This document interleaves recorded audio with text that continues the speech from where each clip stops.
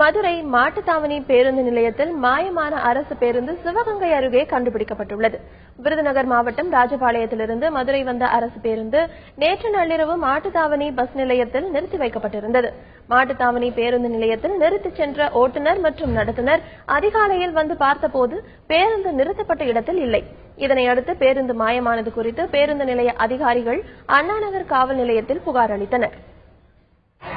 இங்க 1:20க்கு வந்துட்டோம் மாட்டுத்தாவணி. எங்களுக்கு காலையில் 5:25 டைம் மாட்டுத்தாவணியில். நாங்கள் 4:30க்கு எழுந்திரிச்சு வண்டியை போய் பார்க்கல, வண்டியை காணோம். உடனே நாங்கள் இங்கே உள்ள எங்கள் அதிகாரிகிட்ட சொல்லிவிட்டு நாங்கள் அண்ணாநகர் போலீஸ் ஸ்டேஷனில் போய் கம்ப்ளைண்ட் பண்ணிட்டோம்.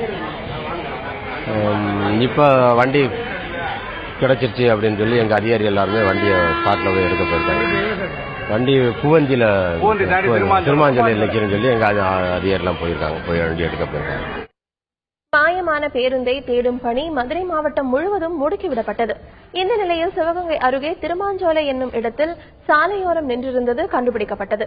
பேருந்து ஏதேனும் சமூக விரோத செயலுக்காக கடத்தப்பட்டதா என்பது குறித்து காவல்துறையினர் விசாரணை மேற்கொண்டு வருகின்றனர்.